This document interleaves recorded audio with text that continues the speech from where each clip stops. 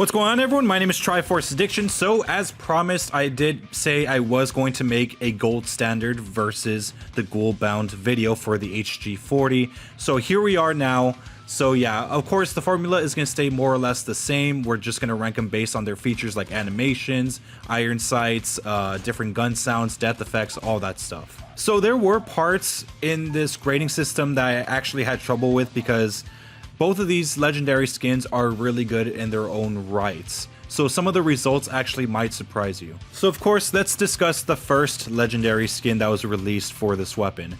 So here we are with the gold standard. So the gold standard was released around season 9 of last year during the World War II season. This was the season where we got the gunsmith and all that good stuff. This was one of the, I think, one of the first legendaries, or maybe one of the last ones. I don't know if this was saved for season 10. I'm not really that sure. It's been quite a long time, so don't blame me if I can't really remember it, like the whole, like everything by detail. So yeah, the gold standard was the first HG40 legendary skin, and it was also reactive. It came out with the mace skin with the golden face mask, all that good stuff. In terms of appearance, I actually really did like the appearance. The only thing I did not like about it was the iron sight. I felt like it was actually more obstructing than the original iron sight. And you know, its overall design with the etchings on the side, it kind of gave it like more of a marble feel with like wood as like the stock, and that kind of made sense since, you know, it was during the World War II theme.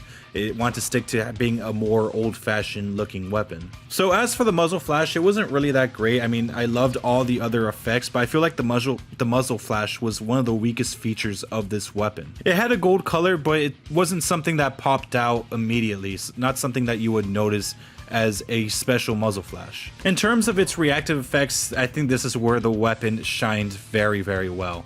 It starts off pretty much yellow. You see lights coming out of those little holes on the body of the weapon, and eventually it just turns blue with a lot of blue energy just coursing around the weapon.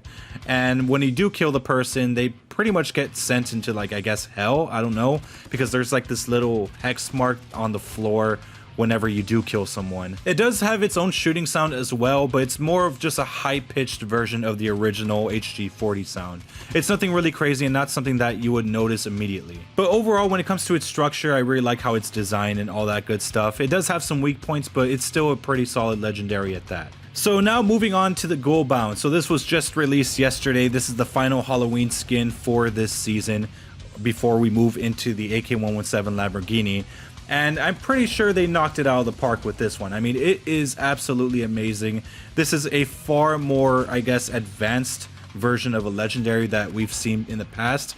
And that's something that we have to think about when we actually rank these two weapons side to side. You know, legendary weapons were not really that developed as well as they are now. So we're gonna have to cut the gold standard a little bit of slack for that. So right off the bat, the best selling point for this weapon is of course the iron sight. It's probably the least obstructive iron sight I've seen for this weapon. Unless you guys could tell me if there's any other epic skins for this weapon that may be less obstructing than this one, but for the most part, all the ones that I have are really just bad for it, but this is the only good one. In terms of its shooting sounds, it is far more noticeable than the HG40.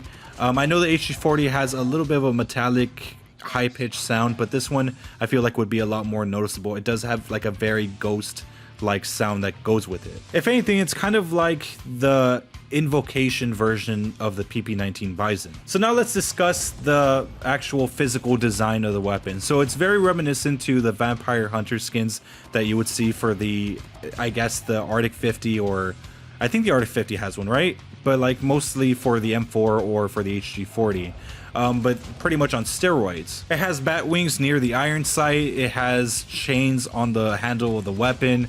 You name it.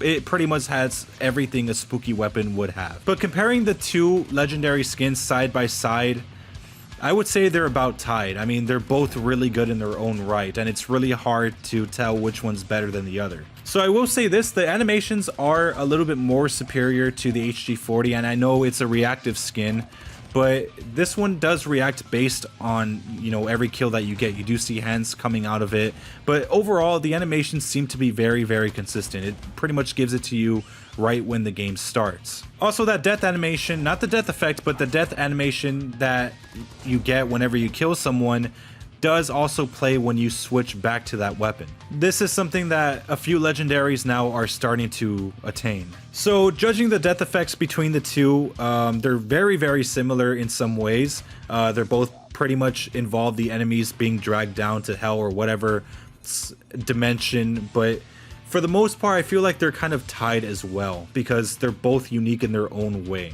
It really just depends on what the player likes more. But if we're gonna look at it in a more general perspective, I would say, like I said, they're pretty much tied. So now let's move on to the ranking. So like I said, some of it's gonna be a little bit surprising. So for the physical design, I decided to put these two as a tie because like I said, they're both really unique in their own ways and they both look really nice in a general standpoint.